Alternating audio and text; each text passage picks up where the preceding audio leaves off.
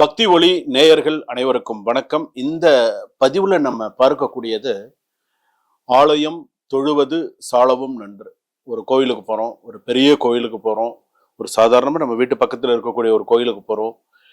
சில பேர் ஒவ்வொருத்தரும் ஒரு ஒரு ஊர்ல இருக்கீங்க. இந்த தமிழ்நாட்டில் பொறுத்தளவுக்கு எவ்வளவோ ஊர்கள் இருக்கு, எத்தனையோ பெரிய பெரிய சிவாலயங்கள் இருக்கு, எத்தனையோ பாடல் பெற்ற ஸ்தலங்கள் இருக்கு, எவ்வளவோ பெரிய பெரிய, அதாவது அதே உள்ளூர்லயே தான் இருப்பாங்க, அந்த கோயிலுக்குள்ள கூட போயிருக்க மாட்டாங்க, பக்கத்து அந்த ஊர்லயே தான் இருப்பாங்க.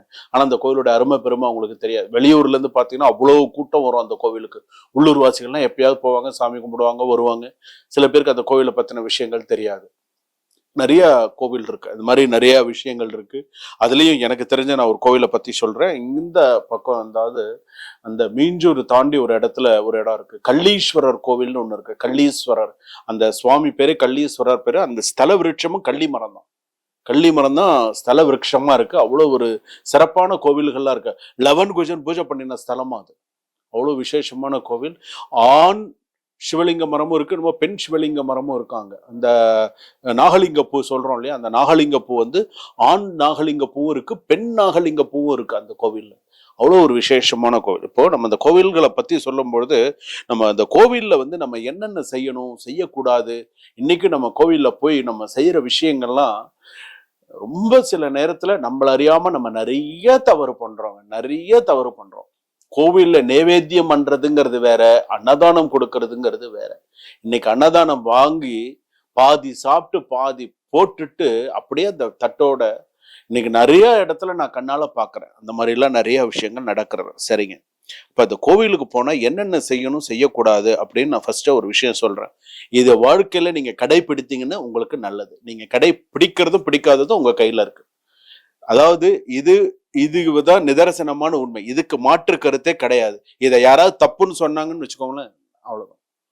இது நான் சொல்ற ஒவ்வொரு வரி இது வந்து தப்பே கிடையாது. இது நான் சொல்ற ஒவ்வொரு விஷயம் ஆணித்தரமா அடிச்சு சொல்லுவேன், இதுதான் உண்மை அப்படின்னு. முதல் விஷயம், கோயிலுக்கு குளிக்காம போகக்கூடாது. குளிச்சுட்டு தான் கோயிலுக்கு போகணும். அது எல்லாருக்கும் தெரியுங்க. நாங்க குளிச்சுட்டு தான், சில பேர் குளிக்காம கோயிலுக்கு போறவங்க எல்லாம் இருக்காங்க. நான் மஞ்சள் தண்ணி தெளிச்சுட்டு வரேன் அப்படின்னு சொல்லி தெளிச்சுட்டு வரவங்க இருக்காங்க. நான் கோயிலுக்கு முதல்ல குளிச்சுட்டு தான் போகணும் அப்படிங்கிறது ஒரு விஷயம் இருக்கு. குளிச்சுட்டு தான் போகணும், இந்த மாதிரி வஸ்திரம் போட்டுண்டு போகணும்னு ஒரு கணக்கு இருக்கு. சில பேர் கோயிலுக்கு போகும்போது பார்த்தீங்கன்னா ஃபுல் பிளாக்ல போறவங்கலாம் இருக்காங்க. கோவிலுக்கு போனா மங்களகரமா போகணும், உங்களை பார்த்தா கூட கூப்பிட்டு ஒரு தாம்பூலம் கொடுக்குற மாதிரி இருக்கணும். நீங்க வாட்டுக்கு ஃபுல் பிளாக்ல போனீங்கன்னு வச்சுக்கோங்க, இவங்களை எப்படி கூப்பிட்டு கொடுக்கறதுன்னு யோசிக்க கூடாது. அதனால முதல் விஷயம், கோவிலுக்கு போகும்போது குளிச்சுட்டு போகணும் அப்படிங்கறது முதல்ல ஞாபகம் வச்சுக்கோங்க.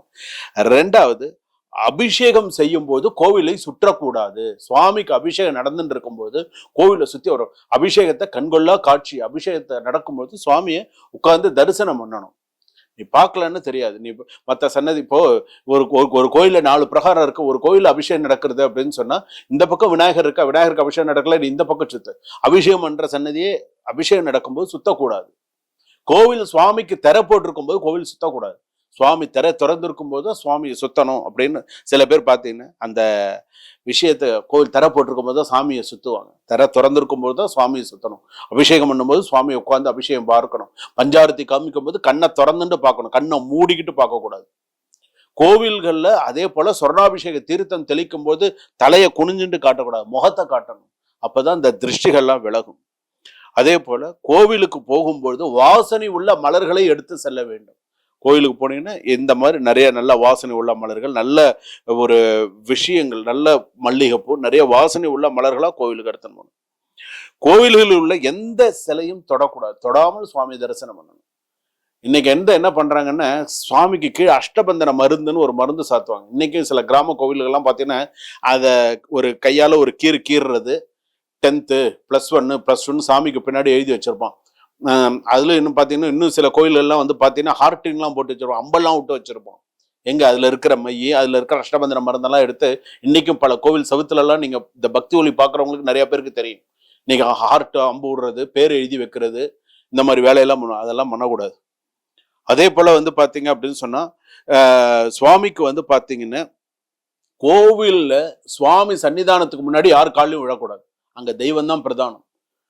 கோவில் சிவாச்சாரியாரே அப்படிதான் சொல்லுவாங்க. சுவாமி அவர் காலில் யாராவது விட போறாங்கன்னு சொன்னா, இங்க சுவாமி சன்னிதானத்துல விழாதீங்க அப்படின்னு சொல்லி வெளியில தான் கொடிமரத்துக்கு அண்ணண்டையோ வெளியிலேயோ தான் ஒருத்தர் காலில் வந்து ஆசீர்வாதம் வாங்குறது எல்லாமே. கோவில் சன்னிதானத்து வாசல்லே கோவில் காலிலே யாரும் அங்க தெய்வத்துக்கு மட்டும்தான் ஃபர்ஸ்ட், அதுக்கப்புறம் தான் மற்ற இதுக்கு எல்லாமே. அதே போல கோவில்ல எச்ச துப்பக்கூடாது. இப்போ கோவில்ல போனேன் சில பேர்லாம் பாருங்க காரு துப்புறதும், இப்போ பாக்கு போட்டு துப்புறதும் சில பேரை பார்த்தீங்கன்னா நமக்கே ஆசுவசமா இருக்கும், ஒரு மாதிரி இருக்கும், என்னடா இது அப்படிங்கிற மாதிரி இருக்கும். கோவில்ல எச்ச துப்புறது, ஒரு மாதிரி நடந்துக்கிறது, இதெல்லாம் நீ கோயிலுக்கு போகாமே இருக்கும்.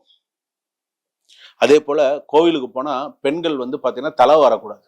கோயிலுக்கு போனாதான் அப்பதான் வந்து கோயிலுக்கு சில பேர் பார்த்துருக்கீங்களா, கோயில்ல பெண்கள் சில பேர் பண்ற தப்பு, அதாவது அந்த லைன்ல சாமி கிட்ட போற வரைக்கும் வந்து பாத்தீங்க அப்படின்னு சொன்னா மேக்கப் போட்டுக்கிறதுனா லிப்ஸ்டிக் போடணும். சாமி நீ லிப்ஸ்டிக் போட்டுக்கலாம், சாமி ஒன்று வந்து அடிக்க போகுதா? அப்பதான் வந்து பாத்தீங்கன்னா தலையை வாரிக்கிறது, முடியை அப்படியே கீழே போட்டுக்கிறது, தலையை வாரிக்கிறது, இந்த மாதிரி வேலையெல்லாம் செய்யக்கூடாது. அதே போல கிரகணம் இருக்கும்போது, கிரகணங்கள் கோயில கிரகணத்தின் போது சுவாமி தரிசனம் பண்ணக்கூடாது. அதனாலதான் கோயிலை மூடி வச்சிடுறாங்க. கோயில அலம்பி விட்டதுக்கு அப்புறம் தான் கோவில்ல போய் சுவாமி தரிசனம் பண்ணணும் அப்படின்னு சொல்றாங்க.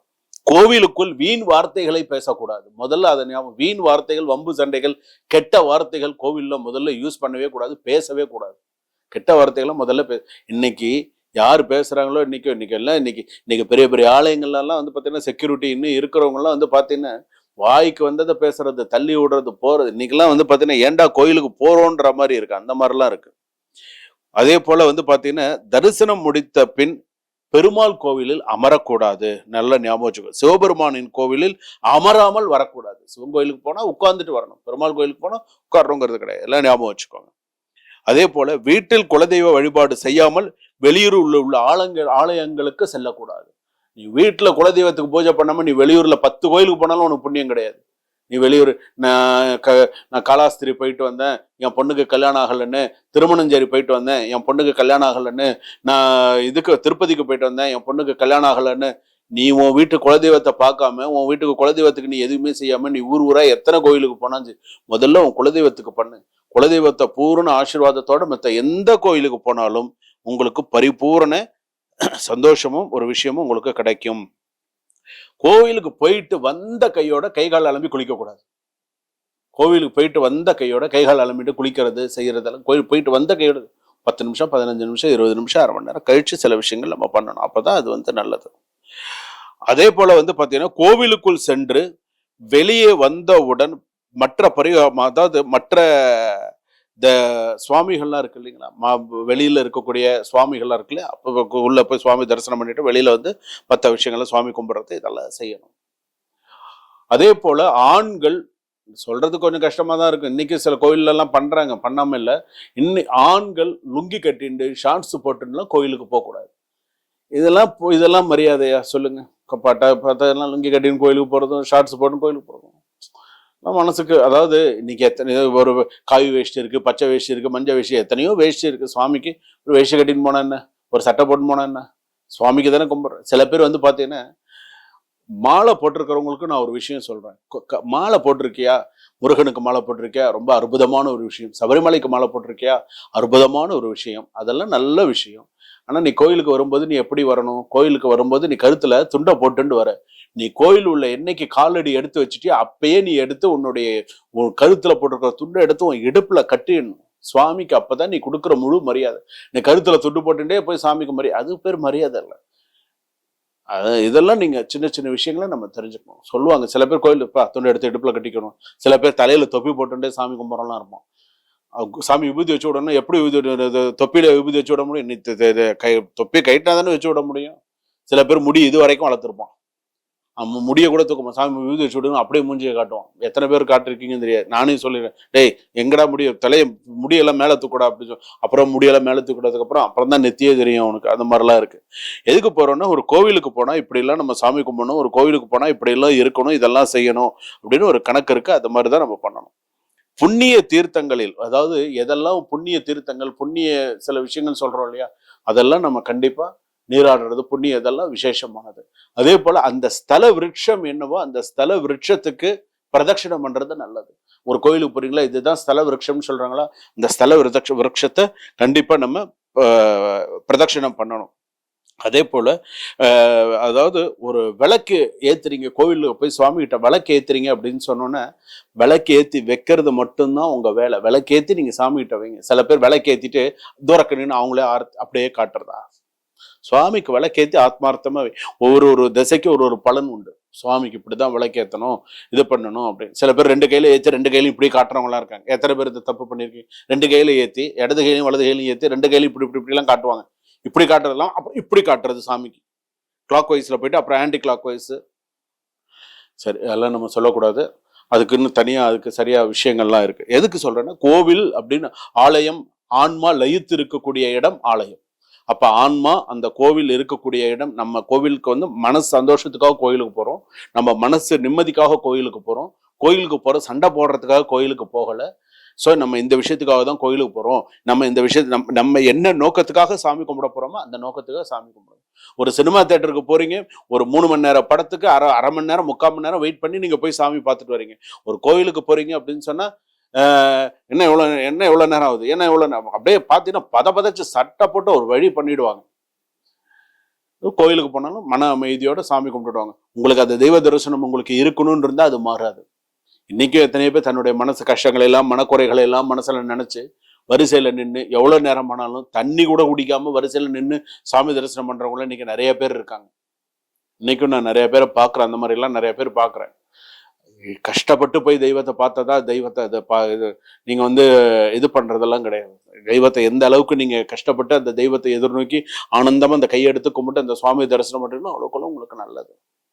உங்களுக்கு புண்ணியமான சில விஷயங்கள் இப்ப நான் சொன்ன விஷயங்களை எல்லாம் மனசுல நன்னா வச்சுட்டு, நம்ம கோவில் நம்ம இப்படிதான் நம்ம தரிசனம் பண்ணணும், இப்படிதான் நம்ம போகணும்னு நினைச்சு பண்ணினீங்கன்னு சொன்னா உங்க வாழ்க்கையில நீங்க அமோகமா வருவீங்க, குறையில்லாம நன்னா இருப்பீங்க. நாளையில இருந்து நீங்க கோயிலுக்கு போறீங்களா, இனிமேல் நான் குருஜி சொன்ன மாதிரி நான் உங்களுக்கு அந்த மாதிரி ஒரு எண்ணம் வர ஒரு ஊன்ற ஒரு கோபம் கூட உங்களுக்கு வரக்கூடாது. உங்களை ஏதாவது சொன்னா கூட சிரிச்சுட்டு கடந்து போயிடுங்க. அவனே வெக்கப்படணும். இவ்வளவு ஒரு நல்ல மனுஷனா நம்ம இப்படி பேசிட்டோம்னா அவனே வெக்கப்படணும். சரிங்களா? சுபம்.